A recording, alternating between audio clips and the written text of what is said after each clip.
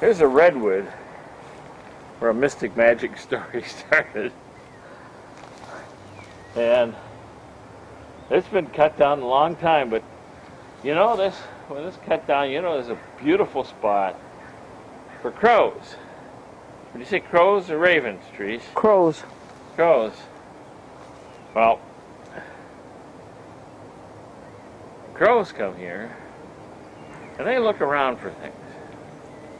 Well, it set up a situation where Teri had a mystic magic moment. Yes, I did. Would you like me? The last time we were here, there were a lot of crows on the stump, and we were parked in the same place with the RV, and I was watching them.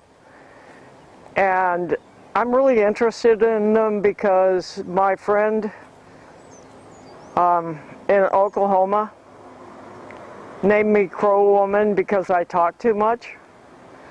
So I was watching the crows. Also, Jackie Cadet in Hayward, Wisconsin, a member of the Lakota tribe,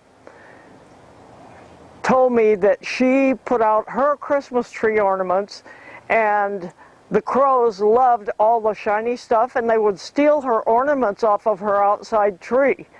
So I wanted to test that because I had never seen it. So I had some gold foil from a candy wrapper and I put it in the tree. I wadded it up in a ball to see what the crows would do. And I watched all day. They didn't do anything. Didn't seem that interested in it. So I forgot about it. The next day I went down to Trinidad, which is a couple of miles from here, to do the laundry. And my grandson Max was with us. And he and I had been walking around here looking for rocks, but the rocks here are really boring. They're not very interesting. So when we got down into Trinidad, they have more interesting rocks there. So we were kind of looking around at those. And then we went to the laundromat. And I took the laundry out, was walking up to the door, and this rock fell. I thought, well, who's throwing rocks at me? I didn't do anything. And then I looked around, there wasn't anybody except an old man who had just gone to the grocery store, getting back in his car.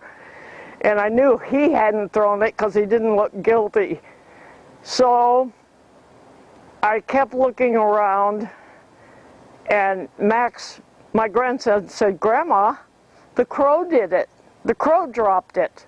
I went, what? I looked up and here's this crow. He'd already started to fly away. And I looked down at the rock because it landed probably a foot from me. And when I looked down, I saw that it was a very pretty rock. I have it right here. It was green.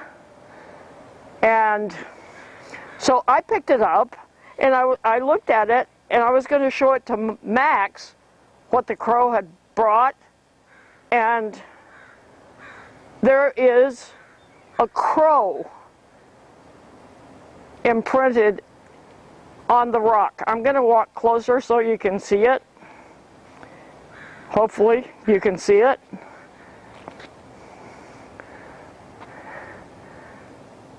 Do you see the crow? Roland shook his head yes. You can talk, it's okay. Oh, yes, I see it, sweetie. Okay. And that's why I kept it, because I could, it was like magic. I couldn't believe that a crow knew that I was looking for rocks and then gave me a gift back because I had given it a gift before of the foil. And when I came back, the foil was gone. So I'm assuming that crow traded me. And that's the magic story. Thanks.